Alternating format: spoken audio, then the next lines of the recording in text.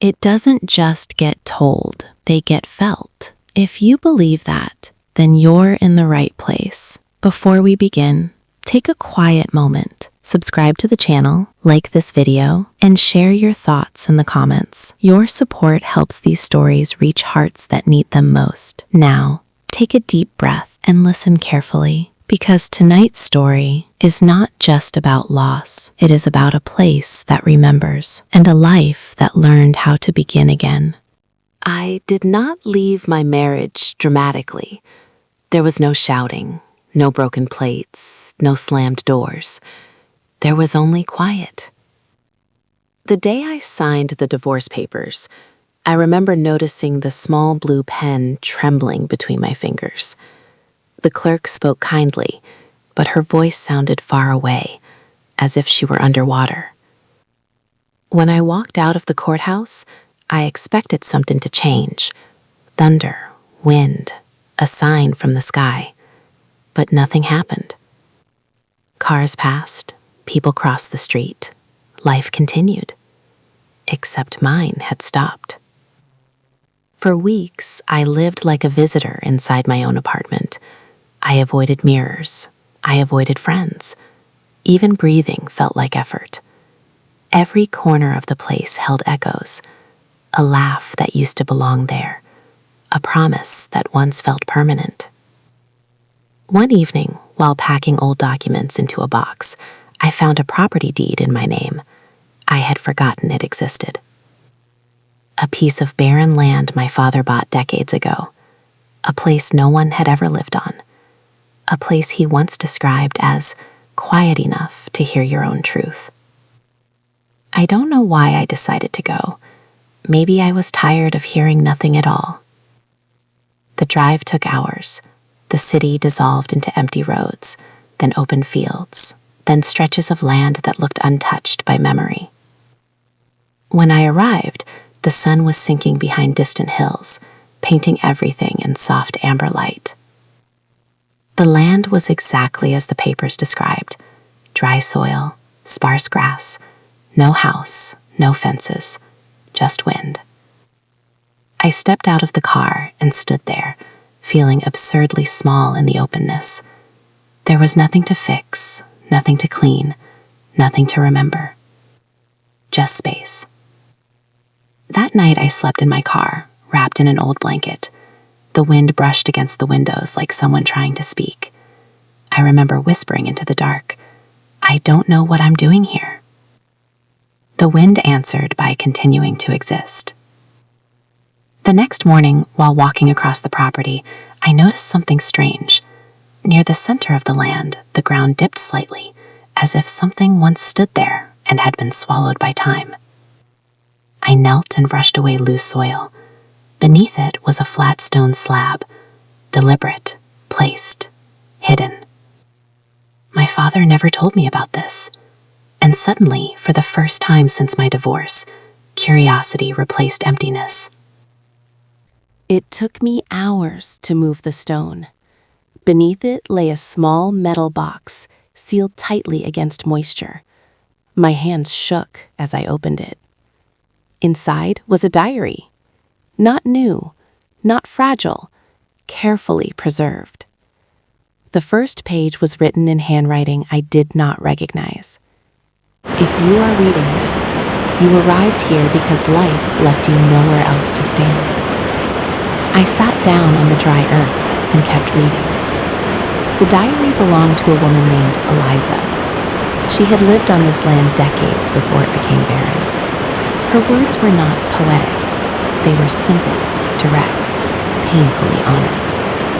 She wrote about loss, about leaving a life that collapsed quietly, about building strength without witnesses. One passage stopped me completely. No one saves us loudly. Sometimes love hides things for us until we are strong enough to find them.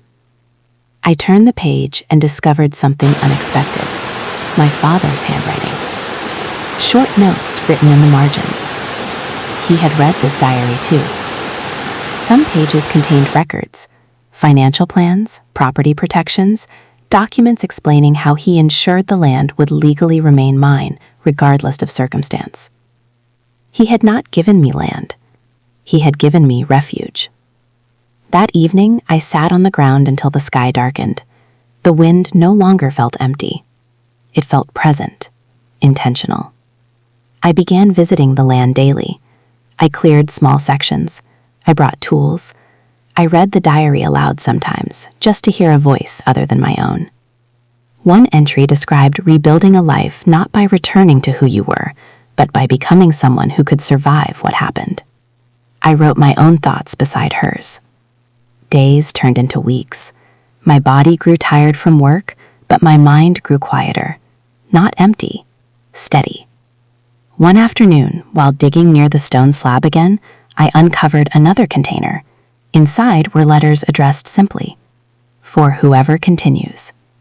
One letter read, "You are not here because you are broken. You are here because you refused to disappear." I cried then, not from sadness, but from recognition. Someone before me had stood exactly where I stood, feeling exactly what I felt. Loneliness began to loosen its grip. Months passed. The barren land slowly changed. I planted small patches of grass, built a modest wooden shelter, learned how to listen to quiet without fearing it. I returned to the city only when necessary. Legal processes for my new life began slowly, but something inside me had shifted. I was no longer escaping a past. I was constructing a future. One morning, while reading the final pages of Eliza's diary, I found her last entry. "If you found this place, it means you survived something that tried to erase you.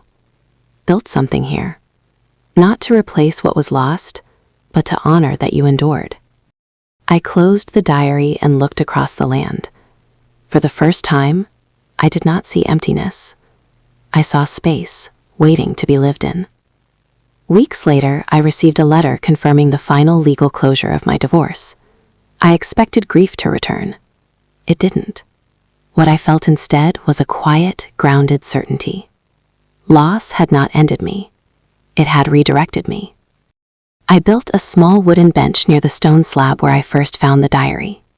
I left a notebook inside the metal box, blank pages waiting for someone else. On the first page, I wrote, "If you arrived here broken, stay long enough to notice you are still breathing. That is where rebuilding begins." Now, when the wind moves across the land, it no longer sounds like absence. It sounds like presence, of those who endured, who left quiet guidance, who understood that healing is rarely loud. I came here to escape a life that ended. I stayed because I discovered a life that was waiting.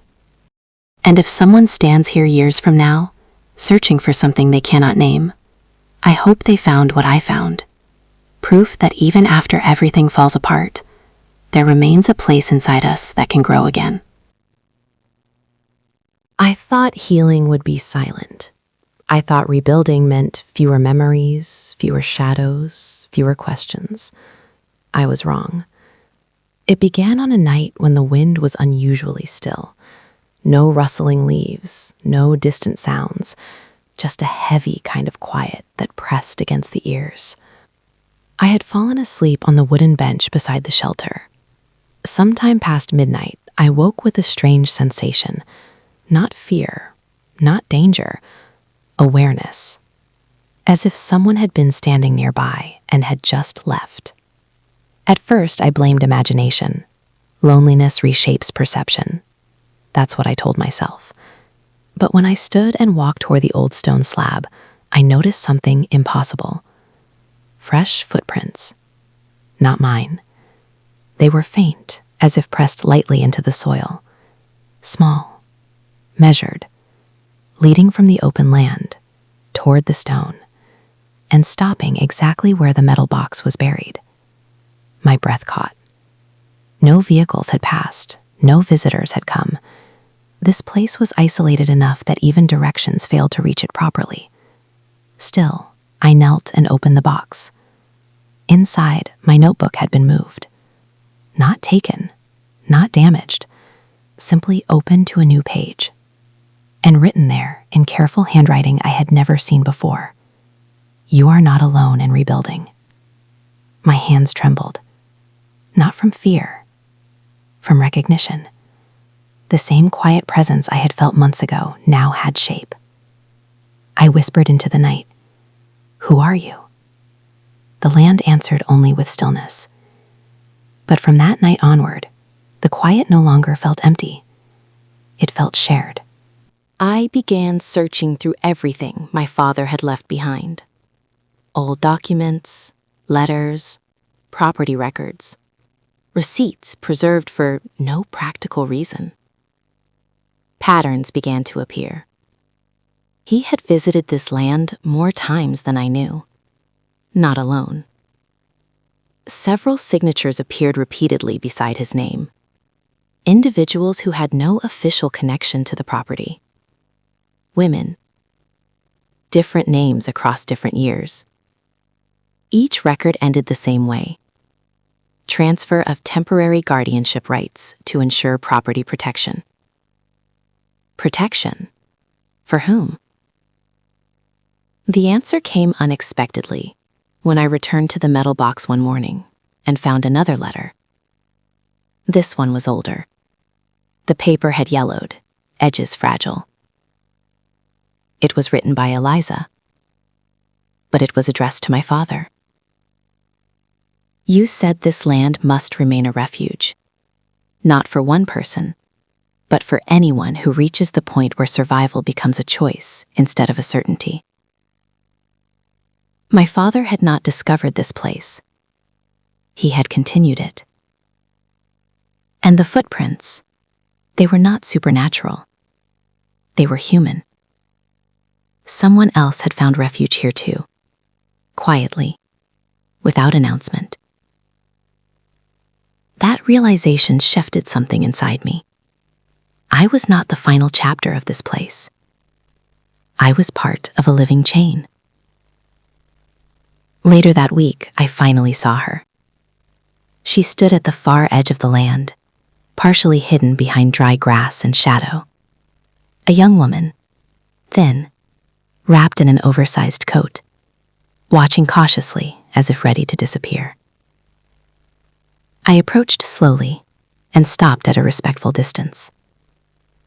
I won't ask why you're here, I said gently, but you're safe. She didn't respond immediately. When she finally spoke, her voice was fragile, but steady. I found the stone like you did. Her name was Mira. She did not share details of what brought her here. She didn't need to. I recognized the look, the same quiet fracture I once carried. We began sharing the space without questions.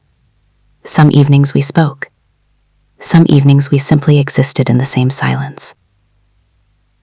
Healing, I learned, does not always require conversation. Sometimes presence is enough. Seasons changed. The land no longer resembled barren earth. Small trees took root. Grass spread. A narrow walking path formed naturally from repeated footsteps. Mira began writing in the notebook. Not about pain, about survival, about choosing one more day, about breathing even when nothing asked her to. One evening, as the moon rose full and bright, she asked quietly, "Do you think this place changes people or reveals them?" I thought for a long time before answering. It gives space for truth to return. Months later, she left without farewell. Only a final entry remained in the notebook. I arrived here invisible. I leave visible to myself. I understood. No explanation was necessary. On the morning after her departure, I buried a second metal box beside the first. Inside it, I placed copies of the diaries, new blank pages, and a letter. I wrote, "This land does not fix lives. It holds them gently until they learn how to continue. Years have passed now. Sometimes new footprints appear. Sometimes none do. I no longer wait or wonder. The place does not belong to me. I belong to its purpose. When people ask where I found the strength to begin again, I never describe the divorce, the loss, or the years of silence. I simply say, I found a place that breathes. And that is the truth. Because healing is not loud. Strength rarely announces itself. And second chances often arrive disguised as emptiness. If you are reading these words one day, standing where I once stood, uncertain whether you can continue, stay a little longer. Listen carefully. The quiet you fear might be where your life is waiting to return. I believed I understood the purpose of the land. I believed the mystery had softened into meaning.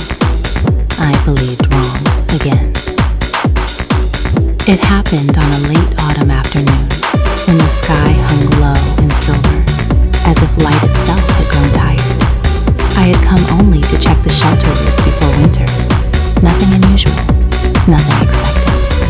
But the moment I knelt beside the two metal boxes, a quiet unease settled inside my chest. Something was different. Not disturbed, not broken, simply altered in a way that resisted explanation. The second box, the one I buried years after the first, had weight it did not have before. I opened it slowly. Inside, beneath the notebook and blank pages, lay a thin envelope sealed with aging wax. Not new, not recently placed. Old enough that the paper had already begun to surrender to time. I knew immediately it had not been there when I buried the box. My hands were steady, but my breathing was not. The envelope was addressed in delicate handwriting, for the woman who would arrive when the land was ready again.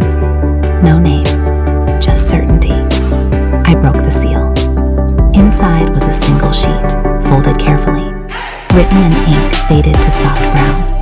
The handwriting matched Elijah's journal, unmistakably hers. But the date stopped me cold. It had been written years before my father ever visited this place, before he even owned land in this region, before I was born. I sat on the ground, because standing suddenly felt impossible. The letter read, "You will not come here by accident. None of us did. When the land falls silent for many seasons, it waits. When it is ready, someone arrives who believes she has lost everything. She never has. If you are reading this, then the chain has continued beyond my lifetime. That means the promise held. Do not search for who placed this letter. The answer is not a person. This place remembers those who choose to remain." I read the words again and again. Not prophecy, not superstition, not mysticism. The tone was calm, practical, almost matter of fact, like instructions left for a caretaker who would eventually exist. My mind searched for explanation. Had my father hidden this before giving me the property? Impossible. The engage, the paperware, the seal. Everything spoke of time far older than my involvement. Had someone else known I would come? But how could anyone know when I would need refuge? The ground beneath the box was undisturbed. The soil layers remained intact. Nothing had been dug up or replaced. And yet the letter existed. That night I did not leave. I stayed beside the stone slab as darkness settled fully across the land. Wind moved through the dry grass in slow breaths. The shelter stood quietly, unchanged. For the first time since I found this place, I did not feel watched. I felt accompanied by something less visible and more patient, like memory that does not belong to one lifetime. Near midnight, as frost began forming on the ground, I noticed something I had never seen before. On the underside of the stone slab, a place I had never examined closely, faint carvings emerged as moonlight shifted. Not words, names, dozens of them, carved gently, at different times, with different tools, some barely visible, others deeper. No dates, no order. At the very edge, newly etched, yet already weather-softened, was a name that pulled the breath from my lungs. Mine. Not scratched recently. Not sharp. Not fresh. It had the same softened edges as carvings decades old. I touched the letters with trembling fingers. The grooves were smooth, worn by seasons of wind and dust. I did not carve it. No one I knew had been here long enough to carve it unseen. And yet it existed as if it had always been part of the stone. Fear did not arrive. Something else did. Recognition. Not of explanation. Of belonging. I sat there until dawn, watching the first light move slowly across the carvings. As warmth returned to the air, clarity formed quietly inside me. Not about how the land works, but about why it exists. This place does not predict who will come. It preserves those who choose to stay long enough to become part of its memory. My father did not start the refuge. Eliza did not start it either, and I will not end it. Later that morning, while preparing to leave, I found one final change. In the first metal box, beneath the original diaries, a blank page had been written upon in handwriting that resembled neither mine, Mira's, nor Eliza's. The message was simple. The land breathes because someone always listens. I closed the box doubly. For years I searched for purpose after losing everything. I believed strength meant rebuilding what had been taken. Now I understand something quieter. Some places do not belong to time. They belong to continuity. If you ever stand on land that feels older than memory, if you ever sense that silence is not empty but attentive, do not rush to understand it. Stay, write, leave something truthful behind. Because the greatest mysteries are not solved.